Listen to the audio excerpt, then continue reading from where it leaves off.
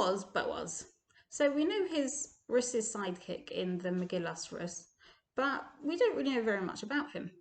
The opening line of the Megillah is Vayihi bimei shafot hashoftim. It was in the days when the judges judged. So that puts us smack bang into the book of Shoftim, surely. If it's during the period that the judges judged, why isn't Boaz in the book of Shoftim? You flick all the way through, there's no one called Boaz.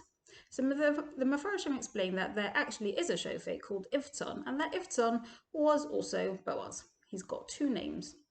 So let's have a look at Boaz's background. So he's a younger version of himself in the book of Shoftim, where he appears as Ibzan, and all we're told about him is 3 Pesukim, that there was this guy called Ibzan, that he was the judge, and that he had 30 sons and daughters, and that he judged the Bnei Yisrael for 7 years. And the Mefarshim go on to explain there's more to this story. Not only did he have 30 sons and daughters, but he made 60 weddings. But not only did he make 60 weddings, each of those children who got married had 2 celebrations. They had one at his house and one at the Mechotanim. So he was the judge of the town. He was very prestigious. You know, everybody knew who he was. He was very blessed with all these children. He was making weddings every minute. There was another invitation coming through the door from Boaz. He was obviously very wealthy, that each of them got 2 wedding celebrations, or at least he was very wealthy until he'd paid off the caterers. So if you'd bumped into him as Ivton back in the book of Shoftim, you'd think, wow, what a successful guy. He's got everything going for him. He's famous, he's rich, he's making all these weddings, very successful. Now, what happens next? Whilst he's making all these weddings, he's got in the back of his mind that there's this guy who lives locally. He's called Manoach. And we meet him again later on in the book of Shoftim because he turns out to be Shimshon's father. But at the time, he doesn't have any children. And it's known that he was sterile. Everyone knew Manoach, Nebuch, he doesn't have any children. He's sterile. And so if someone thinks to himself, the poor guy, I can't invite him to all these weddings. He's going to be so embarrassed and it's going to be so awkward for him. And everyone's going to say, you know, please God, by you. I don't want to put him through that. I'm just not going to invite him because it's just going to be like too awful for him. So he doesn't invite this guy Manoach to any of his weddings. And you know what happens next? The Talmud says that, unfortunately, Ibzan loses all of his children. All 60 of his sons and daughters die. And the reason given is because he didn't invite Manoach. But he didn't want to invite Manoach because he didn't want to hurt his feelings. That's such a nice thing to do. Even so, he's held accountable for it because actually it turned out that Manoach was really offended that he wasn't invited, and he would have loved to come to all these weddings, but no one invited him. And he was really upset about it. And just because he inadvertently hurt him, even though he was so well-meaning with it, he still got this very, very harsh punishment. So we can learn from here just a quick message that, you know, even the smallest thing can have a really huge impact. We never really know, you know, what the result is going to be of our very small decisions. So I have to think so carefully not to upset or hurt anyone or to make them feel left out.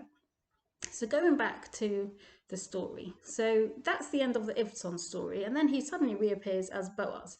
And when we meet him as Boaz, he's already an old man, and Naomi and Rus have just returned back from Moab. The famine's over, they've come back to Eretz Yisrael, and they get to the land, and everyone's out in the streets. The Pesukim say that everyone suddenly sees him, and they're all like, oh, is this Naomi? What's happened to her? She used to be so rich, and now she's so poor, and she's wearing rags, and she's got no money, so terrible, what's happened? And the reason given that they were all on the street is that actually they've all just been to Boaz's wife's funeral. She just died that very day. So again, imagine if you didn't know Ivton, but you now met him as Boaz, and you're introduced to him, and they're like, oh, it's so sad, there's this guy Boaz, he lost all of his children, and now he's just buried his wife. I'd think, oh, never, such a poor guy. You know, what a terrible thing to happen to him. He doesn't realise at that point that, you know, he's at his lowest moment, and he thinks, you know, this is the end of it, I'm an old man now, I've lost all my children, my wife's dead, that's it, that's the end of the line. He doesn't realise that on that very day that he's burying his old wife, his new, young, beautiful wife, the princess from Moab, is walking into his life. And it turns out that he marries Rus, and that night they conceive a child called Oved, who turns out to be the grandfather of David HaMelech, and he is he is the Zayda, the grandfather, the Saba of all this long line of kings that came from him, and even Moshiach, please God, when he turns up, it's also all descended from Boaz. So it just goes to show, firstly, when you meet somebody and you assess what you think is going on in their life, you might get the wrong idea. You're only ever seeing a very small snippet of somebody's life or what they choose to tell you or to share with you. You don't know what's come before and you don't know what's about to happen.